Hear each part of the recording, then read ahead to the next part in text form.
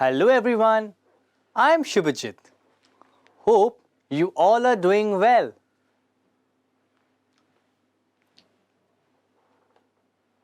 In this module, you will understand how colonialism spread throughout the world in countries like Latin America, Asia, and Africa. Before discussing this, let us see what colonialism is.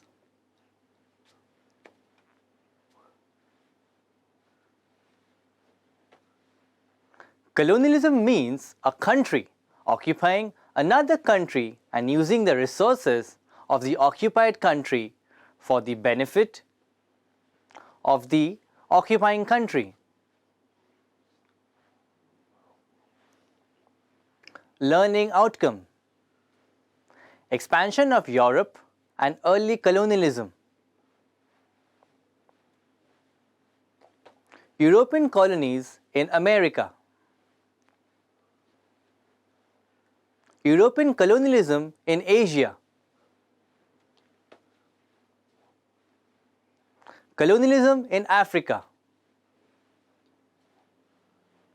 Keywords: colonialism, the policy or practice of acquiring full or partial political control over another country, occupying it with the settlers and exploiting it economically. Expeditions: a journey undertaken by a group of people with a particular purpose, especially that of exploration, research, or war.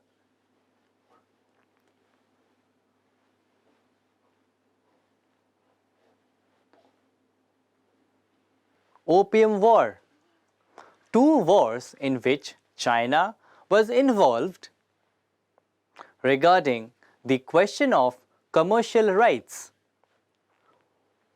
Explorer: a person who explores a new or unfamiliar area. Ottoman Empire: an Islamic superpower that ruled much of the Middle East. Observe the concept map. Expansion of Europe and early colonialism. Some 600 years ago, the people of the world traveled very little.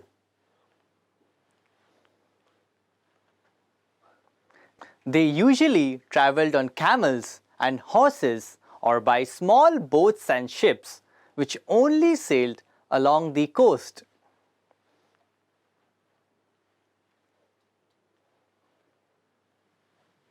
However, the contact between people and countries began to increase and traveling became widespread for the cause of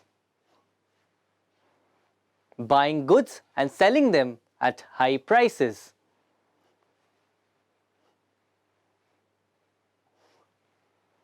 Around 1400, most of the trade routes connecting Europe and Asia were controlled by the Muslim kingdom, especially the Ottoman Empire, which was constantly at war with European Christian powers.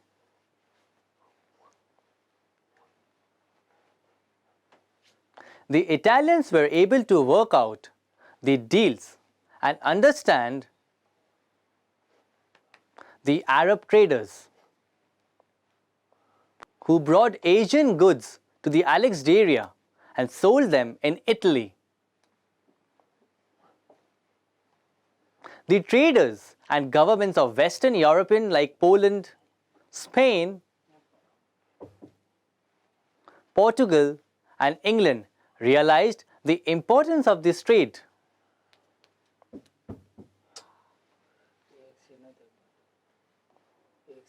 They wanted to find a faster and easier route to countries like India and China without passing through regions controlled by the Italian traders.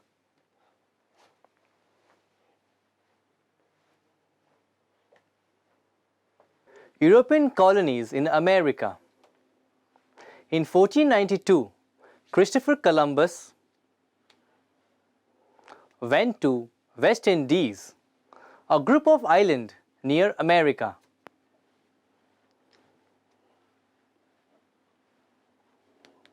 The Spanish government sent many expeditions to America to take it over and use its resources. They wanted to find gold and silver mines and control the local leaders.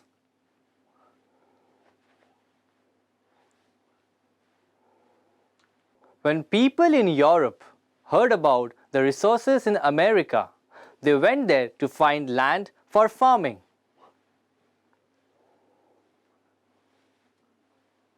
They drained the area of its native people and took over their lands, and therefore began to transport large number of African slaves who had been captured from the interiors of Africa by European traders through their agents.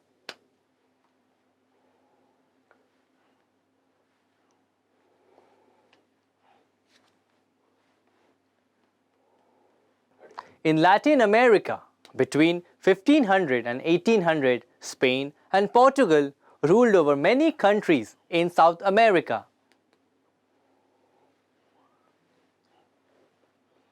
These countries are now called Latin American countries because they speak languages and derive from Latin. In the Spanish-ruled countries, the Supreme Councils in Madrid had all the power.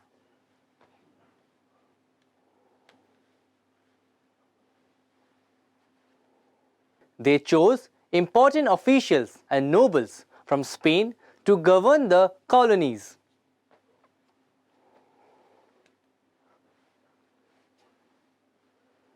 Spain used the colonies for cheap labor and natural resources, but did not help them in growing their economies. The colonial power had control over trade, which helped their economy. They made sure they kept this control by forcing changes in the colony's social and economic systems. The Spanish people living in the colonies did not want the Spanish nobles to control them. So, they started to fight against Spain in Latin America in 1810. In 1820, the United States became a big and important country. They thought South America was their area and didn't want European countries to control it. European colonialism in Asia. Asian countries such as India, China, and Japan were unlike Latin American countries.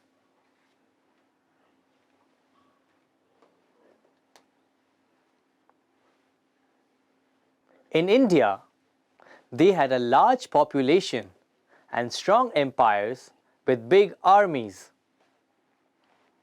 European powers tried to talk to the Mughal emperor, but they lost to the Mughal armies many times. Even so, the Europeans took control of important ports like Goa and controlled trade on the ocean. In the 16th century, the Portuguese created a sea empire in the Indian Ocean. They made all ships that sailed on the Arabian Sea, Indian Ocean, or Bay of Bengal pay them money.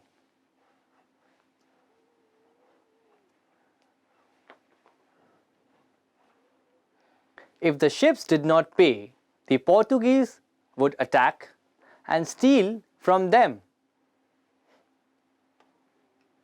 In China, China is a big country with a large population, similar to that of India. It was a powerful empire located at the east of India. Europeans were not able to control China like they did with Latin America or Indonesia. This resulted in unequal treaties known as the Opium War between China and England.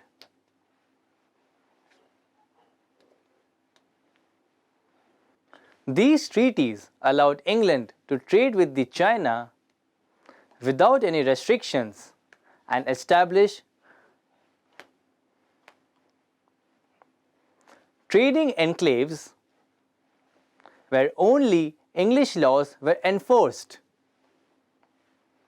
China was also forced to give England the same treatment as any other country. Colonialism in Africa. Before the 1800s, Europeans did not want to control Africa. Instead, they took people from Africa and sold them as slaves in America.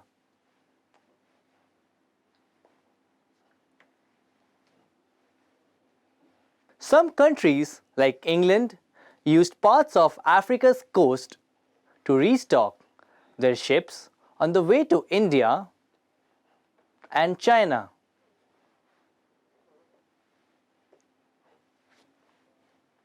They did not think Africa had much to offer for trade. Europeans used to call Africa the Dark Continent because they did not know much about what was actually inside it.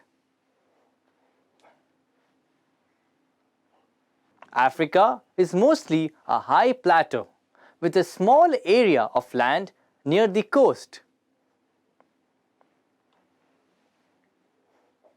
The rivers in Africa flow through the plateau and reach the coast.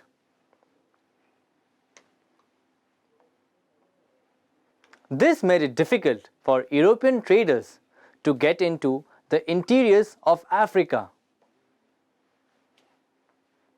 But in the 19th century, especially after 1850, European countries sent people to explore the inside of Africa.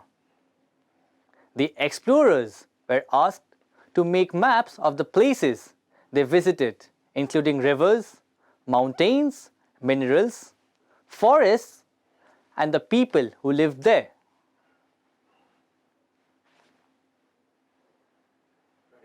This information was used to plan how to conquer and settle these areas. 1850s to 1870s in Africa.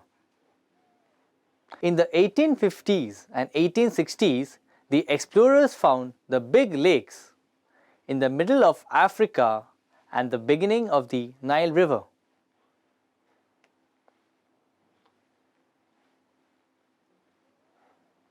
The Nile River started and followed the path of the Niger, Congo, and Zambezi rivers. They learned about the many valuable things in Africa. They wanted to sell their products in Africa because Africa had important materials like copper, tin, rubber, palm oil, cotton, tea, and cocoa.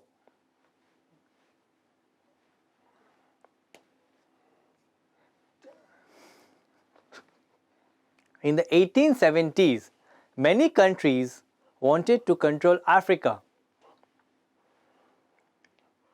At that time, only 10% of Africa was controlled by other countries.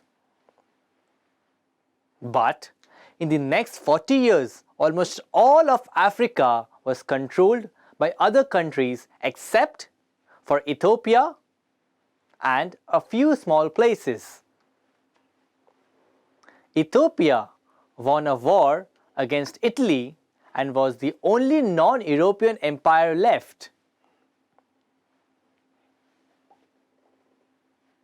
They could not solve their problems through talking so they started fighting. Competition for colonies and territories between European power grew, leading to the First World War in 1914. It was the most destructive war ever seen. Conclusion: colonialism has both advantages and disadvantages for the colonized regions, such as economic development, cultural exchange, mass bitterness, and cultural cleavage.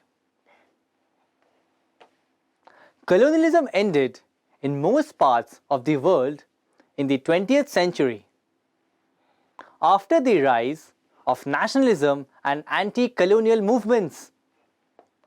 Thank you.